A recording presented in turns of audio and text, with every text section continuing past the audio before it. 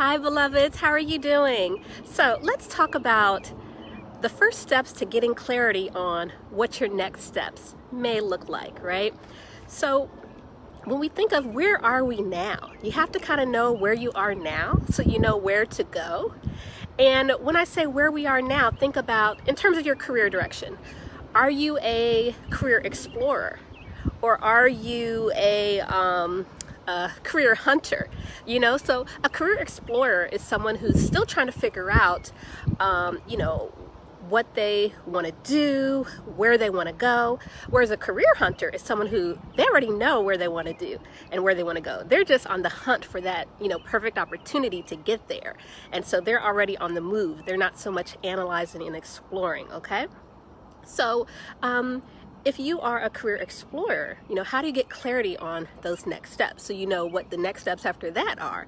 Well, a lot of it deals with understanding what your skills are, understanding what your strengths are, and certain things that you want in your work environment so that when you're looking at potential opportunities, you know which ones you want to apply for, and it can be a meaningful application and not just like, tossing your resume in all kind of places hoping something sticks, because that's not really the best strategy, right?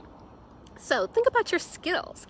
And what do we mean by skills? Skills can be things that you've learned from like formal training, informal training, education that you have, hands-on experience. Those are skills that maybe on-the-job training. And then if you think about your strengths, what are those things that you do well, right? What are those things that people have praised you for? Or those things that people regularly come to you and ask you for your help on? Those are probably things that you're good at. Things that people, compliment you on. Those can be your strengths. And you may know what your strengths are, but sometimes it can be helpful to ask other people, what do you think I'm good at? People who know you well. And then also thinking about your preferred work environment. Are you the kind of person who wants to climb up trees and be outside, be at a desk, or travel for work? All that relates to the kind of work environment you want. And work environment can vary a lot. Also think about company culture. What kind of culture do you want to have at work?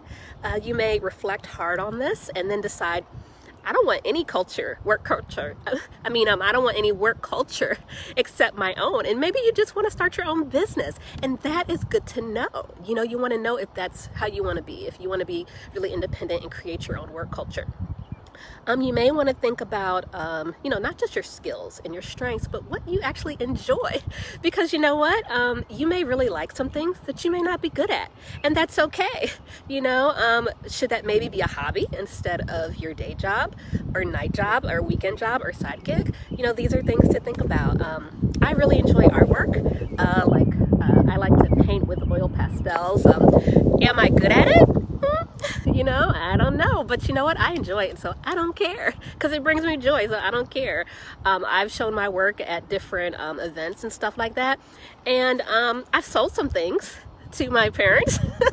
I think that's only people who bought anything from me, but you know what? I enjoy doing art, and so it brings me joy, so whether I'm good at it or not, it doesn't really matter. But am I using that to like pay my bills? No. And it's all good. So, it's good to think about what things you want to have as a hobby and what things you may want to have as your career or the way you earn money. And it's about, there are other things I enjoy besides art. I love doing art. It's fun for me. It's healing for me. But there's other things I enjoy that would also make more money than me trying to sell my art. And also think about the industry, right? So we talked about that a little bit before. The art industry is very competitive, very competitive. So you want to think about what's the best industry for you. Another thing is there are multiple industries that have the same kind of jobs. You can be a bookkeeper in a medical industry and higher ed and IT.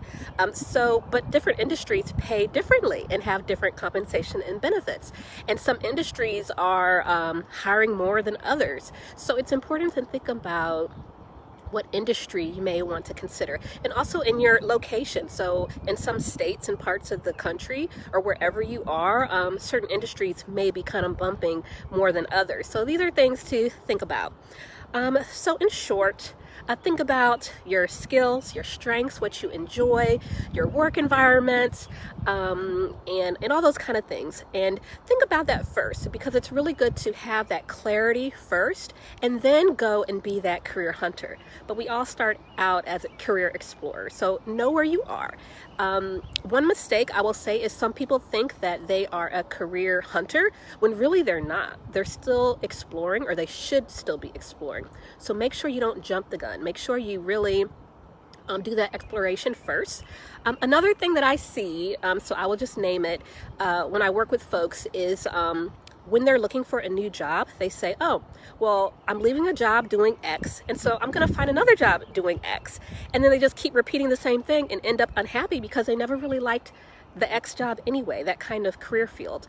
And when we are transitioning careers or whatever, it's a good opportunity to, start afresh and really double check, is this the kind of job and work I want to do? Because this is a good opportunity to do something different if that's what you want to do. So thinking about that, and not just automatically jumping to the same thing you've been doing. It could be, again, a great opportunity to try something new. All right, y'all. So please comment below. Let me know if this is helpful for you, and I will see you next time. Bye-bye.